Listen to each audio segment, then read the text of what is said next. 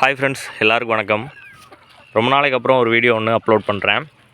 Actually first video பார்த்திங்க அப்படின்னா நம்ம இந்த ஷெட்டு போடும்போது ஒரு வீடியோ அப்லோட் பண்ணியிருந்தேன். ஷெட்டு வந்து எவ்வளோ செலவில் நம்ம போட்டிருக்கோம், என்னென்னலாம் மெட்டீரியல்ஸ் வந்து கொண்டு வந்தாங்க, எங்கேருந்து வந்தாங்க, எல்லாத்தையுமே வந்து அப்டேட் பண்ணியிருந்தோம். ஸோ அதுக்கு அடுத்த வீடியோவை பார்த்திங்கன்னா இதை போட்டிருக்கோம். இதில் வந்து நம்மளுடைய பண்ணையில் வந்து என்னென்ன அப்டேட்ஸ்லாம் நடந்திருக்குது, இந்த ஷெட்டு வந்து போட்டதுக்கப்புறம் என்னெல்லாம் வந்து நம்ம பண்ணியிருக்கோம், எக்ஸ்டெண்ட் பண்ணியிருக்கோம் அப்படின்றத இந்த வீடியோவில் பார்க்க போகிறோம் ஃப்ரெண்ட்ஸ். வாங்க வீடியோக்குள்ளே போகலாம். ஸோ ஃபஸ்ட்டு அப்டேட் என்னென்னு பார்த்தீங்க அப்படின்னா, நம்மளுடைய ஷெட்டு வந்து போட்டிருந்த அன்னைக்கு ஒரு வீடியோ ஒன்று அப்லோட் பண்ணியிருப்பேன். அந்த வீடியோ பார்த்துருந்தீங்கன்னா எல்லாருக்குமே தெரியும். இந்த தகரத்துக்கும் கீழே தரைக்கும் நடுவில் ஒரு அரை அடிக்கு ஒரு கேப் இருக்கும். ஸோ அந்த கேப்பை பார்த்திங்கன்னா இந்த மாதிரி ஒரு வருஷத்துக்கு ஆலோ பிளாக் கல் வச்சு வந்து கட்டியிருக்கோம். ஏன்னா அப்படியே ஓப்பனாக விட முடியாது. நம்ம சரல் போட்டு நம்ம மண் போட்டு மெத்தினாலுமே எலியோ அல்லது பாம்பு எதுவும் உள்ளே வரதுக்கான சான்சஸ் இருக்குது. அதனால் பார்த்திங்கன்னா ஒரு வருஷத்துக்கு ஹாலோ பிளாக் கல் வச்சு கட்டிட்டோம்.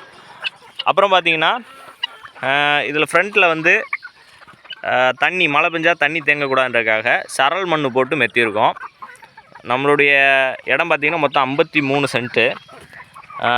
ஸோ போர் வசதி எதுவும் இல்லை இப்போதைக்கு. பார்த்திங்க அப்படின்னா நம்மளுடைய வீடு பக்கத்தில் தான் இருக்குது. அங்கேருந்து வர்ற தண்ணியை எடுத்துகிட்டு வந்து தான் வந்து கோழிக்கு நம்ம யூஸ் பண்ணிகிட்டு இருக்கோம்.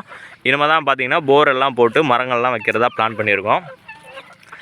ஸோ அதுக்கப்புறம் பார்த்திங்கன்னா ஷெட்டுக்குள்ளே இந்த ஷெட்டை வந்து எம்டியாக அப்படியே மண் போட்டு வந்து வச்சாச்சுது. மண் மெத்துனாப்பிலே பார்த்திங்கன்னா மேலே மரத்தூள் விரித்து இதில் கோழி கொண்டு வந்து விட்டுட்டோம். ஸோ பார்த்திங்கன்னா தெரியும்.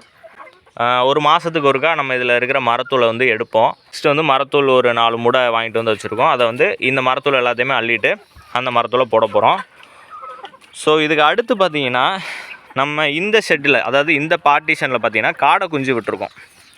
ஒரு 160 காடை குஞ்சுகள் வந்து இதுக்குள்ளே இருக்குது, பார்த்திங்கன்னா தெரியும். ஸோ இந்த பார்ட்டிஷனில் பார்த்திங்கன்னா கீழே தளம் போட்டுட்டோம், ரஃப்பாக தளம் போட்டிருக்கோம். என்ன ரீசன் அப்படின்னா காடை குஞ்சுகள் வந்து மண்ணை சாப்பிடக்கூடாது. மண்ணை சாப்பிட்டுச்சுன்னா கண்டிப்பாக டைஜஷன் ப்ராப்ளம் வந்து இறந்துடும்.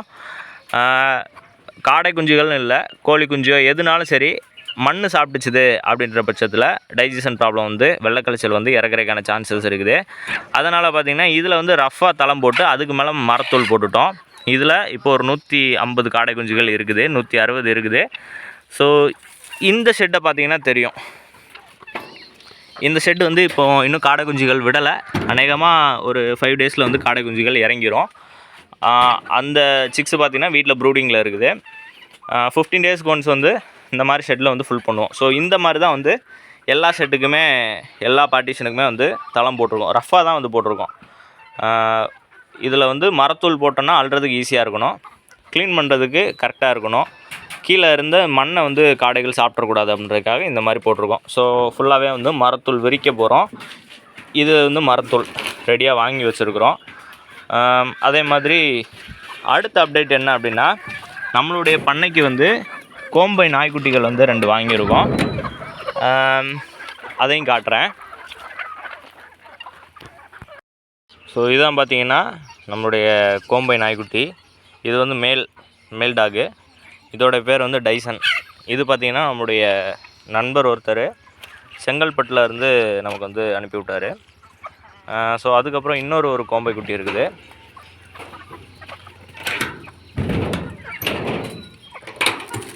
ஸோ இது பார்த்திங்க அப்படின்னா டைசி. இது வந்து நம்மளுடைய ஊருக்கு பக்கத்தில் தேவதானம்னு ஒரு ஊர் இருக்குது. ஸோ அங்கேருந்து வாங்கின நாய்க்குட்டி. நல்ல குவாலிட்டியான பப்பி. எனக்கு இது ரொம்ப பிடிச்சிருக்கு. சைஸும் பார்த்திங்கன்னா ஹெவி சைஸு. ஸோ அவருடைய நம்பர் வந்து டிஸ்கிரிப்ஷனில் நான் தரேன். உங்களுக்கு வந்து பப்பி வேணும் அப்படின்னா கன்னி, சிப்பிப்பாறை, கோம்பை இந்த 3 வெரைட்டி பார்த்திங்கன்னா அவர்கிட்ட கிடைக்கும். அவருடைய நேம் வந்து தங்கராஜ். நீங்கள் டிரான்ஸ்போர்ட் கேட்டாலும் டிரான்ஸ்போர்ட்டில் அமுச்சு விடுவாங்க. டைரக்ட் பிக்கப்னாலும் வந்து வாங்கிக்கலாம். ஸோ குவாலிட்டியான பப்பியாக இருக்கும். அவர் வந்து ப்ரீடர், அதனால் பார்த்திங்கன்னா நல்லா குவாலிட்டியாக வச்சுருப்பார். ஸோ இது பார்த்திங்கன்னா நம்மளுடைய கோம்பை நாய். அப்புறம் பார்த்திங்கன்னா இந்த ரூம் பார்த்திங்கன்னா நம்மளுடைய ஃபீடு வந்து ஸ்டோர் பண்ணுறதுக்காக இந்த பார்ட்டிஷன் விட்டுருந்தோம். ஆல்ரெடி நம்மளுடைய ஷெட் வீடியோ, பழைய வீடியோ பார்த்துருந்தீங்கன்னா தெரியும். இதில் வந்து காடைக்கு, கோழிக்கு தேவையான தீவனத்தை ஸ்டோர் பண்ணுறதுக்கு, அப்புறம் நைட் டைமில் எம்ப்ளாயி ஸ்டே பண்ணுறதுக்காக பார்த்திங்கன்னா இந்த ஷெட்டை வந்து நம்ம போட்டிருக்கோம். ஸோ இதுக்கும் பார்த்திங்கன்னா கீழே தளம் போட்டாச்சு, ரஃப்பாக தான் தளம் போட்டிருக்கோம். ஸோ நெக்ஸ்ட்டு பார்ட்டிஷனுக்கு போனோன்னா, நெக்ஸ்ட்டு பார்ட்டிஷனில் பார்த்திங்க அப்படின்னா நம்மளுடைய தாய் காடைகள் இருக்குது. ஸோ தாய் காடைகள்லையுமே வந்து நிறைய அப்டேட் பண்ணியிருக்கோம். ஸோ இதுதான் பார்த்திங்கன்னா நம்முடைய தாய் காடைகள் இருக்கக்கூடிய பார்ட்டிஷன் ஷெட்டு. இது பார்த்திங்கன்னா நம்மளுடைய புது கூண்டு. ஆல்ரெடி ஃபஸ்ட்டு வீடியோவில் வந்து பழைய கூண்டு மட்டும் நம்ம காட்டியிருப்போம். பழைய கூண்டு பார்த்திங்கன்னா நம்ம பக்கத்தில் இருக்கிற ஒருத்தவங்கக்கிட்ட வாங்கியிருந்தோம். ஸோ இதில் பார்த்திங்க அப்படின்னா ஒரு 140 தாய் காடைகள் இருக்குது. அதுபோக பார்த்திங்கன்னா இந்த கூண்டு பார்த்திங்கன்னா மதுரையில் ஸ்மார்ட் கேஜஸ் அப்படின்ற ஒரு ஃபேக்ட்ரியிலேருந்து இந்த கேஜ் வந்து நம்ம பர்ச்சேஸ் பண்ணியிருந்தோம். ஸோ இது பார்த்திங்கன்னா கிட்டத்தட்ட ஒரு 180 காடைகள் வரைக்கும் இதில் வளர்க்கலாம். நம்ம வந்து இதில் ஒரு 210 காடை வந்து போட்டிருக்கோம். ஸ்பேஸ் இருந்ததுனால அந்த மாதிரி நம்ம போட்டிருக்கோம். மொத்தம் வந்து இதில் 3 ரேக் இருக்கும். ஒரு ரேக்குக்கு பார்த்திங்க அப்படின்னா 2 பார்ட்டிஷன் வரும். ஒரே ரேக் பார்த்திங்கன்னா 2 பார்ட்டிஷனாக இருக்கும். ஆக மொத்தம் பார்த்திங்கன்னா 3 ரேக்குக்கு 6 பார்ட்டிஷனாக பிரிஞ்சிடும். ஸோ ஒரு ரேக்குக்கு ஒரு பார்ட்டிஷனில் பார்த்திங்கன்னா 35 காடைகள் வந்து விட்டுருக்கோம்.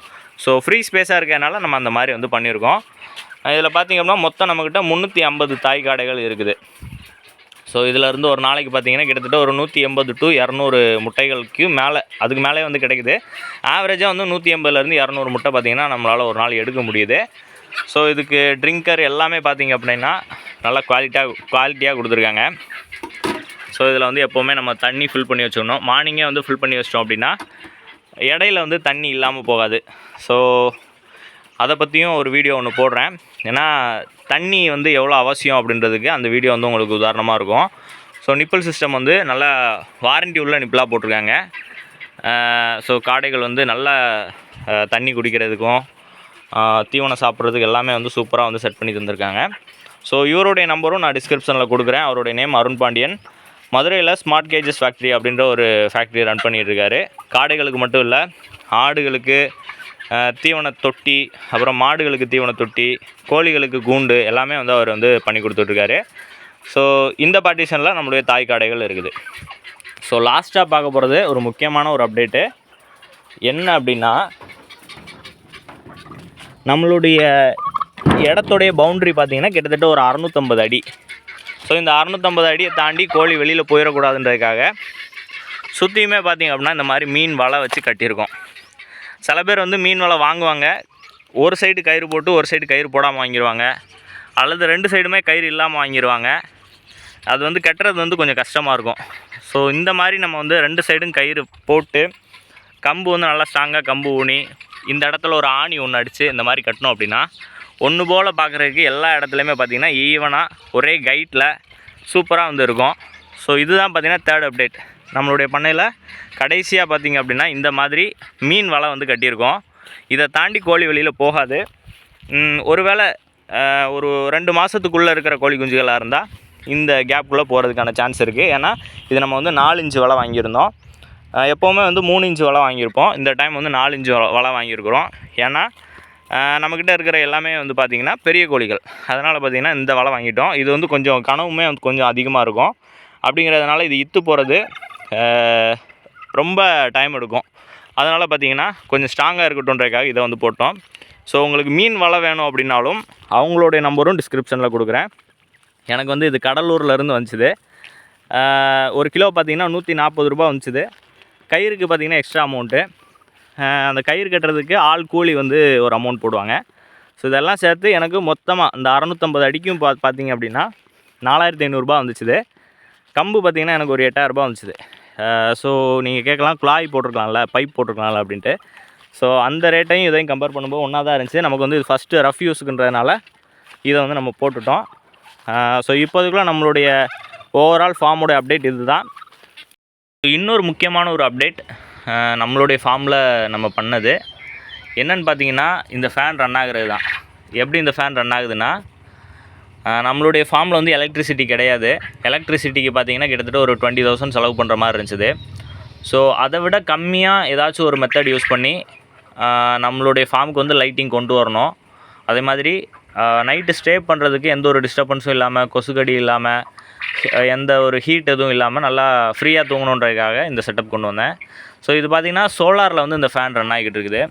இந்த சோலார் செட்டப் பார்த்திங்கன்னா எனக்கு வெறும் 4000 ரூபாயில் முடிஞ்சிருச்சு.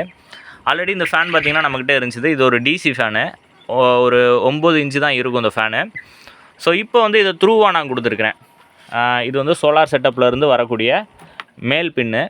ஸோ இது வந்து நம்மளுடைய ஃபேன்லேருந்து அவுட்புட் எடுத்துருக்கிற ஃபீமேல் பின்னு.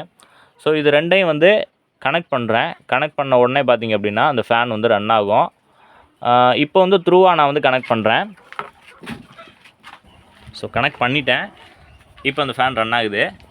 ஸோ இதுக்கு பார்த்திங்கன்னா ஒரு பேட்ரி ஒன்று கொடுத்துருந்தாங்க. அந்த பேட்ரி பார்த்திங்கன்னா வீட்டில் சார்ஜ் ஏறிக்கிட்டு இருக்குது. ஏன்னா நம்மளுடைய ஏரியாவில் இப்போது குற்றால சீசன் ஸ்டார்ட் ஆகிடுச்சுது தென்காசி டிஸ்ட்ரிக்டில். அதனால் திடீர்னு வந்து க்ளவுட் ஆயிரும். பேட்டரியில் சார்ஜ் ஏறலைன்னா நைட்டு வந்து லைட் எரியாது. ஸோ இந்த லைட் பார்த்திங்கன்னா இந்த மாதிரி தான் இருக்கும். ஒரு செட்டப்புக்கு நான் அதை வந்து காட்டுறேன். ஒரு பேனல், ஒரு பேட்ரி, 3 குண்டு பல்பு இந்த மாதிரி இருக்கும். ஒரு குண்டு பல்ப் பார்த்திங்கன்னா 2.5 வாட்ஸு. இந்த மாதிரி 3 பல்ப் வரும். ஒரு ரூமுக்கு 2 பல்புன்ற மாதிரி மாட்டினீங்க அப்படின்னா ஒரு புக் வாசிக்கிற அளவுக்கு பார்த்திங்கன்னா வெளிச்சம் இருக்கும். ஒரு பல்ப் இருக்குன்ற பட்சத்தில் உங்களுக்கு வந்து ஓரளவுக்கு நல்ல ஒரு வெளிச்சம் இருக்கும். ஸோ அதுக்காக வந்து இந்த பல்ப் வாங்கியிருந்தேன். இன்னொரு மெயினான ஒரு விஷயம் என்னென்னா, நம்மளுடைய ஃபார்மில் இருக்கக்கூடிய தாய் காடைகளுக்கு ஈவினிங் 6 மணிக்கு மேலே நைட்டு 10 மணி வரைக்கும் பார்த்திங்கன்னா வெளிச்சம் தேவை. ஏன்னா ஈவினிங் அப்புறம் தான் அது வந்து மேட் ஆகும். ப்ரீடிங்க்கு வந்து அது ரொம்பவுமே யூஸ்ஃபுல்லாக இருக்கும். ஸோ அதுக்காக தான் பார்த்திங்கன்னா இந்த சோலார் செட்டப்புக்கே நான் வந்திருந்தேன். நான் இந்த மாதிரி 2 செட்டப் வாங்கினேன். அதில் ஒரு செட்டப்பில் இருக்கிற பேட்டரி பார்த்திங்கன்னா இந்த ஃபேன் ரன் ஆகிறதுக்காகவும், இன்னொரு செட்டப்பில் இருக்கிற அந்த பேட்டரி பார்த்திங்கன்னா 3 லைட் ரன் ஆகிறதுக்காகவும் நான் வந்து செட் பண்ணி வச்சுருக்கிறேன். ஸோ ஒரு லைட்டு மட்டும் நீங்கள் ரன் பண்ணிங்கன்னா ஒரு 15 ஹவர்ஸ் வந்து இந்த பல்ப் வந்து ரன் ஆகுது. 2 பல்பு நீங்கள் ரன் பண்ணுறீங்கன்னா ஒரு 8 ஹவர்ஸ் ரன் ஆகுது. இதுவே வந்து 3 பல்பையும் ரன் பண்ணிங்கன்னா ஒரு 5 ஹவர்ஸ் வந்து ரன் ஆகுது. ஸோ இது வந்து ரொம்பவே கம்ஃபர்டபுளாக இருக்குது. ஸோ இது வந்து ப்ரொமோஷன் வீடியோ கிடையாது. இது வந்து நம்மளை மாதிரி இன்டீரியர் ஏரியாவில் ஃபார்ம் வச்சுருக்கிறவங்களுக்கோ அல்லது ஃபார்ம் ஹவுஸ் வந்து நீங்கள் வச்சுருக்கீங்க, உங்களோட ஏரியாவில் வந்து கரண்ட் வசதி இல்லை அப்படின்ற பட்சத்தில் இது ரொம்பவுமே யூஸ்ஃபுல்லாக இருக்கும். வேணும் அப்படின்னா ட்ரை பண்ணி பாருங்கள். ஸோ இந்த கம்பெனி பார்த்திங்கன்னா ஆன்ஸ்லைட் அப்படின்ற ஒரு கம்பெனி. இந்த பாக்ஸில் தான் எனக்கு வந்துச்சுது.